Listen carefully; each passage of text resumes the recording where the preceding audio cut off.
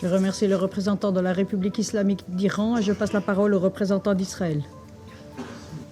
Thank you, Madam President. Over the past year, Israel has made many promises to the 101 hostages still held by Hamas terrorists, as well as their families and loved ones.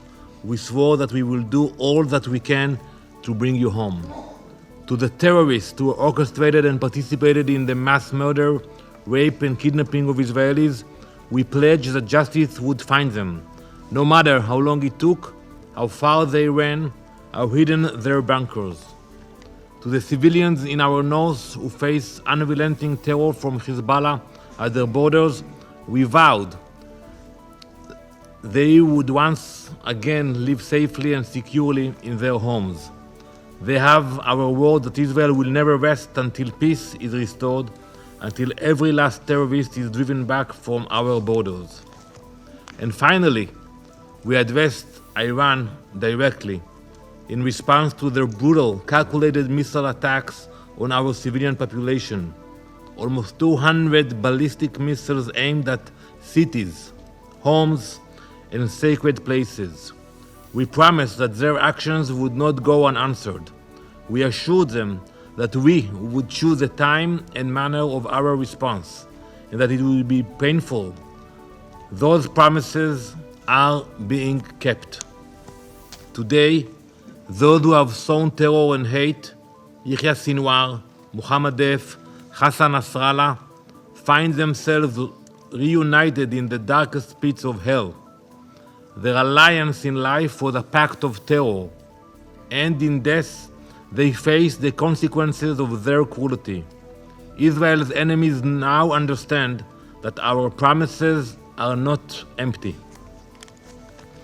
But let there be no misunderstanding. Our message goes beyond individuals, beyond the pawns. It is directed squarely at the Iranian regime, the puppet master behind these heinous acts. Iran's leaders chose to assault Israel, to destabilize the region and unleash chaos. They promised us destruction. We have answered with strength. No sovereign country would tolerate hundreds of ballistic missiles aimed at its civilian population. No responsible government would allow its people to remain under constant threat. On Friday night, Israel acted as any nation would, to defend its citizens, secure its borders, and neutralize an immediate threat. The Israel Defense Forces executed precise, targeted strikes on Iranian military assets deep within Iran's territory. We struck missile manufacturing facilities responsible for creating the very weapons that were launched against our civilians. Every aspect of this mission was crafted to remove the immediate threat, while minimizing any harm to civilians. The contrast of the manner in which we executed our operation with Iran's missile attack could not be starker. While Iran recklessly aimed their missiles at entire civilian communities, cities, Tel Aviv, Haifa, Israel utilized the most precise munitions in the world to focus solely on military targets. Israel remains resolute. We will continue to act in defense of our people with precision, strength, and an unbreakable commitment to the safety of our citizens.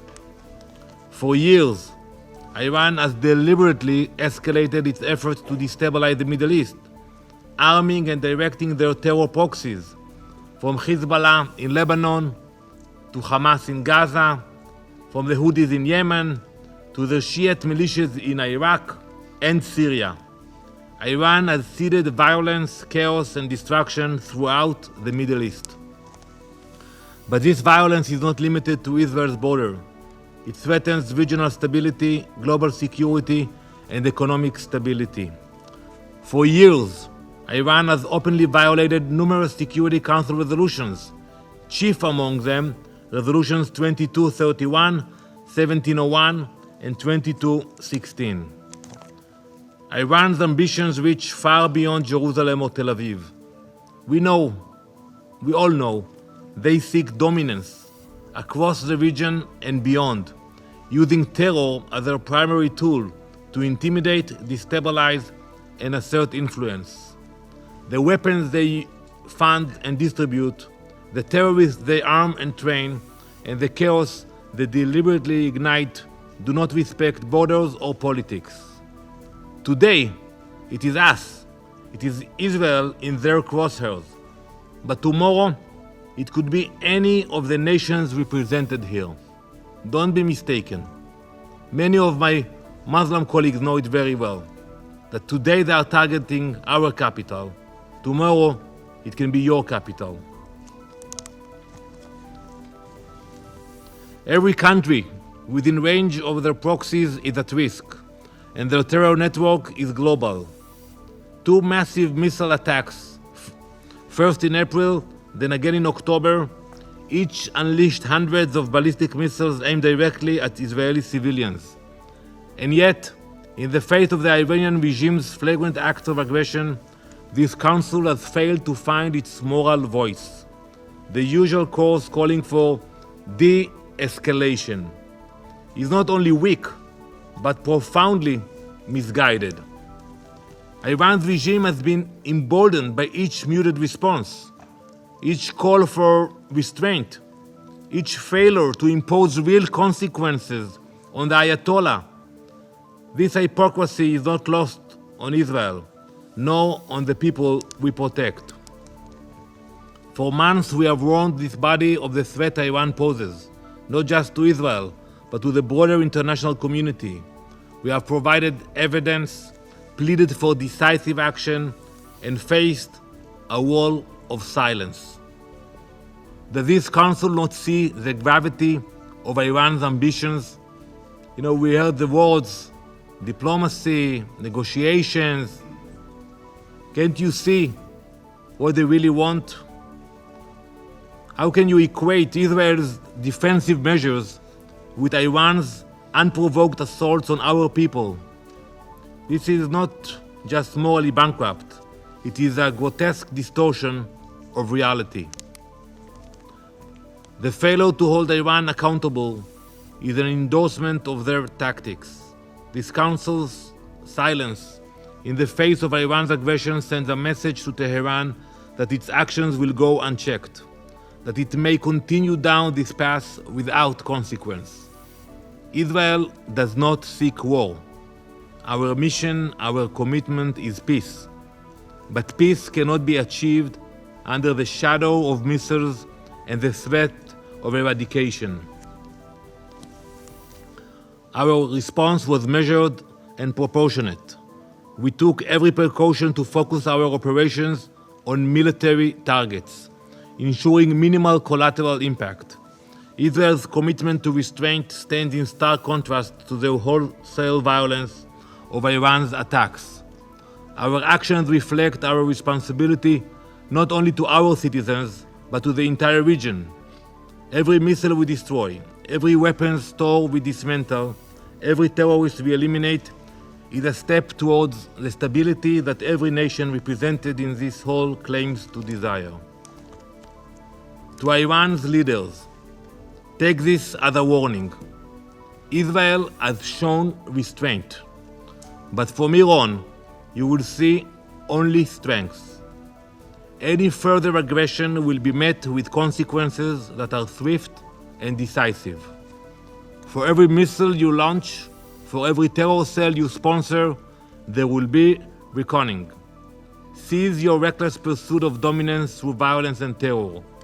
Israel has acted to protect its people and its sovereignty, and we will not hesitate to do so again. And to the members of this council, we call on you to act. Enough empty words. Enough statements of concern. The Iranian regime must face real consequences for its actions. We demand immediate and crippling sanctions targeting Iran's military and economic infrastructure. Designate the Islamic Revolutionary Guard Corps as a terrorist organization it is. Isolate Iran diplomatically, but most importantly, take the necessary measures to prevent a lunatic regime from attaining nuclear capabilities. Imagine who will sit here in a few years if, God forbid, they will have nuclear capabilities. The world cannot afford to ignore the threat Iran poses. This is no longer a matter of words, it is a matter of action. Israel's promises are more than words. They are our unbreakable covenant with those we protect and a warning to those who seek our harm. We have acted on these promises and we will continue to do so. To our enemies and to our friends alike, understand this. When Israel vows to defend its people, those promises will be kept, no matter the cost. Thank you, Madam President.